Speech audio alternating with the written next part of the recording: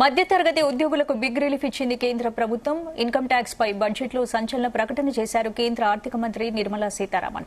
Tax స్లాబ్లో మార్పులు చేసింది, ఆదాయ పన్ను స్లాబుల సంఖ్యను తగ్గించింది. 12 లక్షల రూపాయల వరకు ఇన్కమ్ ట్యాక్స్ లేదని ప్రకటించారు. దీంతో వేతన జీవులకు భారీ ఊరట లభించింది.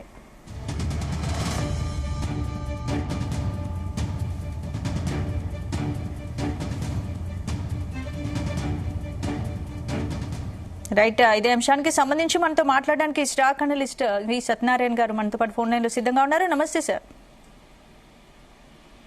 సత్యనారాయణ గారు చెప్పండి. రైట్, ఈ రోజు ఆర్థిక మంత్రి నిర్మలా సీతారామన్ బడ్జెట్ అయితే ప్రవేశపెట్టారు. మరి ఏంటి అసలు బడ్జెట్ కి సంబంధించి స్టాక్ మార్కెట్ ఎలా ఉండబోతోంది? ఓకే, బడ్జెట్ అయితే బాగుంది. అయితే వీళ్ళు కొత్త గవర్నమెంట్ ఫామ్ అయినాక ఫస్ట్ బడ్జెట్ ఇప్పుడు తర్వాత అంటే ఇప్పుడు 2025-26కి మన నిర్మలా సీతారామన్ గారు మొత్తం 50,65,345 కోట్లతోటి బడ్జెట్ ప్రవేశపెట్టడం జరిగింది. అయితే మెయిన్ మనము 12 లక్షల రూపాయలు అనేది కాదు, 4 లక్షల రూపాయల వరకే ట్యాక్స్ వెరీ ఫ్రీ. కానీ 12 లక్షల వరకు ఏమిటి అంటే స్టాండర్డ్ డిడక్షన్స్ తోటి ఎగ్జిబిషన్స్ కనుక తీసుకునే వాళ్ళకి 12,75,000 వరకు జీరో ట్యాక్స్ తోటి ఉంటుంది అనమాట. అది స్లాబ్ ఇచ్చిన్నారు, అది చూసుకోవాలి. అది తర్వాత ఇప్పుడు ఏదైతే బడ్జెట్ లో మన మెయిన్ ఏవైతే ఎక్కువ శాతం అంటే రక్షణ శాఖకి 4,91,732 కోట్లు కేటాయించడం, గ్రామీణాభివృద్ధికి 2,66,817 కోట్లు, హోంశాఖకు 2,33,211 కోట్లు, అగ్రికల్చర్ కి దాని అనుబంధ రంగాలకి 1,71,437 కోట్లు, ఎడ్యుకేషన్ కి 1,28,650 కోట్లు, హెల్త్ కి 98,311 కోట్లు, పట్టణాభివృద్ధికి 96,777 కోట్లు, ఐటీ టెలికామ్ కి 95,298 కోట్లు, ఎలక్ట్రిసిటీకి 81,174 కోట్లు, వాణిజ్యం పరిశ్రమలకి 65,553 కోట్లు, సామాజిక సంక్షేమానికి 60,052 కోట్లు, వైజ్ఞానిక విభాగాలకు 55,679 కోట్లు. ఇలా 150 శాఖల కోసానికి బడ్జెట్ కేటాయింపులు జరిగినాయి. నేను ఇప్పుడు చెప్పిన కొన్ని పెద్ద కేటాయింపులు జరిగినటువంటివి. ఇవన్నీ ఏవైతే కేటాయింపులు జరిగినాయో, ఏ శాఖలకు జరిగినాయో అవి షేర్ మార్కెట్ కి మనమేం చూడాలి అంటే ఏ కేటాయింపులు ఏ రంగాలకు జరిగినాయి, ఇప్పుడు ఏవైతే మనం చెప్పుకున్నాయో ఆ రంగాల్లో ఏ కంపెనీలు రిజల్ట్స్ బాగుంటాయో వాటిల్లో పెట్టుబడి పెడితే 1 సంవత్సరం పాటు వరకు మనకి ఓకే అంటే నెక్స్ట్ బడ్జెట్ వరకు ఈ బడ్జెట్ ఇంప్లిమెంటేషన్ కాబట్టి ఇది ఒకటి. నెక్స్ట్ ఈ ఇన్కమ్ ట్యాక్స్ స్లాబ్ ఏదైతే ఉందో వచ్చే వారం బిల్లు ప్రవేశపెడతారు, అది ఓకే. ఇక తర్వాత గిగ్ వర్కర్లు అంటే ఏంటంటే ఇప్పుడు ఈ జొమాటో, స్విగ్గీ ఏదైతే వర్క్ చేస్తారో వాళ్ళందరినీ గిగ్ వర్కర్లు అంటారు అనమాట. ఇప్పుడు ఇన్వెస్టర్స్ ఏం చేయాలంటారు? ఇన్వెస్టర్స్ అయితే ఈ సెక్టార్లు ఏవైతే ఉన్నాయో అవన్నీ ఓకే. ఇప్పుడు ఏదైతే కేటాయింపులు ఉన్నాయో ఉదాహరణకి డిఫెన్స్ సెక్టార్ ఉంది, అంతకుముందు కంటే ఇప్పుడు ఎక్కువ కేటాయింపులు జరిగినాయి, అందుకని ఆ సెక్టార్ 1 ఇయర్ వరకు ఓకే. ఇప్పుడు మనం చదివిన సెక్టార్లు అన్ని కూడా పాజిటివ్ సెక్టార్ అంటే రక్షణ శాఖ.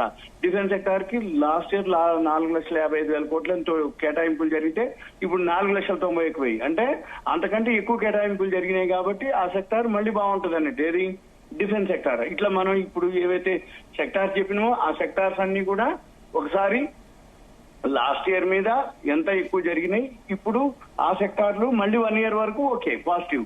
ఇకపోతే మిగిలిన వారికి అంటే జనరల్ గా ఇప్పుడు కొత్తగా యాడ్ అయిన ఏమిటి అంటే ఇప్పుడు ఉదాహరణ జొమాటో, స్విగ్గీ ఏదైతే వెహికల్స్ వాళ్ళు సప్లై చేస్తారో వాళ్ళందరికీ ఇన్సూరెన్స్, వాళ్ళతో పాటు వీధి వ్యాపారులు అని ఉంటారు, అదే మన మామూలుగా స్ట్రీట్ బిజినెస్ చేసేవాళ్ళు, వాళ్ళకి కూడా ఈ బడ్జెట్ లో వాళ్ళకి చేయడం జరిగింది. వాళ్ళకి ఒక ఇన్సూరెన్స్ ఉంది, వాళ్ళకి ఒక ఐడి కార్డ్ వస్తుంది, దాంతో పాటు ఈ శ్రమ అని ఒక లింక్ ఉంటుంది, దాంట్లో వాళ్ళు ఎన్రోల్ చేసుకొని మంత్లీ కనుక కడితే కొంత పేమెంట్ వాళ్ళకి 60 ఇయర్స్ తర్వాత పెన్షన్ మాదిరి వస్తుంది. అదొకటి ఉంది దీనిలో కొత్తగా అనమాట. అంటే గిగ్ వర్కర్స్ అంటారు, అంటే స్విగ్గీ, జొమాటో వీళ్ళు వెహికల్స్ మీద. తర్వాత మళ్ళీ ఇప్పుడు ఈ బడ్జెట్ లో అయితే అగ్రికల్చర్ కనుకోండి, ఎడ్యుకేషన్ కనుకోండి, టెక్నాలజీకి వీటన్నిటికీ బాగా ఇవ్వడం జరిగింది. రేట్లు కూడా కొన్నిటికి తగ్గించడం కూడా జరిగింది అనమాట.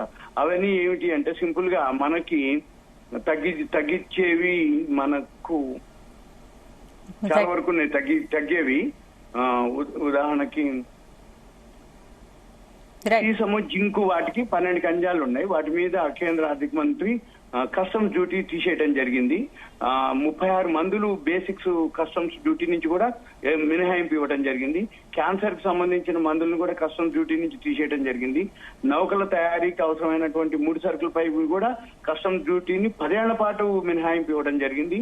సముద్రపు ఉత్పత్తులపై కూడా కస్టమ్స్ డ్యూటీ 35% నుంచి 5% తగ్గించడం జరిగింది. తోలు వాటి మీద తోలు ఉత్పత్తుల మీద భారీగా తగ్గించడం జరిగింది. అయితే ఎల్ఈడి ఎల్సిడి టీవీలు కూడా ధరలు తగ్గుతాయని చెప్పడం జరిగింది. ఫోన్లు, లిథియం బ్యాటరీలు, ఎలక్ట్రిక్ వాహనాలు కూడా ధరలు తగ్గుతాయని ఇవ్వడం జరిగింది. ఈ ఫ్రోజన్ చేపల పేస్ట్ కు సంబంధించిన ధరలు, భారత్ లో తయారయ్యేటటువంటి దుస్తులు వాటికి కూడా ధరలు తగ్గించడం జరిగింది. ఇవి కాకుండా ఇంకా ఏంటిది అంటే ఏవైతే శాలరీస్ ఎంప్లాయీస్ ఉంటారో వాళ్ళందరికీ ఇప్పుడు మెయిన్ ఇన్కమ్ ట్యాక్స్ స్లాబ్ ఏదైతే ఉందో అది మెయిన్ బెనిఫిట్ అవుతుంది. వీళ్ళు ఎవరైతే పేషెంట్లు ఉన్నారో వాళ్ళందరికీ ఆ మందుల మీద ఏదైతే ఉందో ధరలు తగ్గించడం జరిగింది. మనము ఎంతసేపటికి ఏం చూడాలి అంటే మనము షేర్ మార్కెట్ కి ఏదైతే రిలేటెడ్ ఉన్నాయో ఆ సెక్టార్లు అన్ని కూడా మనము అది గమనించాలి. అయితే ఇక్కడ ఇన్కమ్ ట్యాక్స్ స్లాబ్ మాత్రం ఇప్పుడు మనం అనుకునేది వేరు. క్లియర్ గా రేపు మండే ఎందుకోసం అంటే మార్కెట్ ఏమైంది, బడ్జెట్ ముందు మామూలుగా ఉంది, బడ్జెట్ తర్వాత చాలా ఒడిదుడుకులు లోనయ్యి చివరికి ఫ్లాట్ గా క్లోజ్ అవడం జరిగింది. 5 పాయింట్లతోటే 74 పాయింట్లు ప్లస్ లోనే క్లోజ్ అవడం జరిగింది సింపుల్ గా. అయితే మనం చూడాల్సింది ఏంటంటే వాళ్ళు శనివారం మామూలుగా వరల్డ్ మార్కెట్లు అవన్నీ బంద్ ఉంటాయి, కానీ మన బడ్జెట్ కోసం మన మార్కెట్ను ఓపెన్ చేయడం జరిగింది. మండే తర్వాత ఈ బడ్జెట్ ఎఫెక్ట్ FII ఎలా ఎంటర్ అవుతారు, ఏమవుతారు అనే దాని మీద మనది. రెండోది ఇవన్నీ కూడా మళ్ళీ సింపుల్ గా బడ్జెట్ లో ఈ బిల్లు ప్రవేశపెట్టాలి. అది మామూలుగానే ప్రొసీజర్ అంతవరకే. అప్పటి నుంచి అంటే సుమారుగా April 1 నుంచి ఇది చెప్పుకునే ఏవైతే అంశాలు ఉన్నాయో అవన్నీ కూడా మార్చి ఫైనాన్షియల్ ఇయర్ అయిపోయినాక April 1 నుంచి ఇది అమల్లోకి వస్తుంది. అప్పటి వరకు ఈ February 15కి మళ్ళీ board meeting third quarter results అన్ని వస్తాయి అన్నమాట. వచ్చాక అప్పుడు మళ్ళీ మనము గమనించాలి. ఎందుకంటే రాత్రి ఏదైతే శుక్రవారం ఉన్నాయో అమెరికా మార్కెట్లన్నీ ఫాలో అవడం జరిగింది. మనకి ఇప్పుడు శనివారం సెలవు కాబట్టి FIIలు మండే రోజు ఎలా బిహేవ్ చేస్తారు ఒకటి. ఈ మళ్ళీ మనకి ఒక 7వ తారీఖు అంటే నెక్స్ట్ వీక్ మళ్ళీ మనకి ఫెడరల్ మన వడ్డీ రేట్లది రిజర్వ్ బ్యాంక్ వాళ్ళు అనౌన్స్ చేయడం జరుగుతుంది వడ్డీ రేట్లు. అయితే అమెరికాలో మొన్న వడ్డీ రేట్లు మామూలుగా ఉంచారు కాబట్టి ఈసారి కూడా మన వడ్డీ రేట్లు కూడా మామూలుగానే ఉంచేస్తారు. అంటే పెంచడం తగ్గించడం ఏముండదు, న్యూట్రల్ గా ఉంచుతారు. మళ్ళీ తర్వాత ఢిల్లీలో ఏవైతే ఎలక్షన్స్ ఉన్నాయో ఆ రిజల్ట్స్ కూడా ఉండాలి. మనం ఏం చూడాలి అంటే బడ్జెట్ ఎంత బాగున్నా ఆ రిజల్ట్స్ వచ్చేంత వరకు వడ్డీ రేట్ల వరకు కొంచెం వెయిట్ చేయాలి.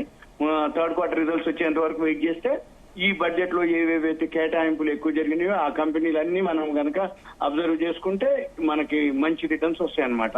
ఇది రైట్. Thank you Satyanarayana.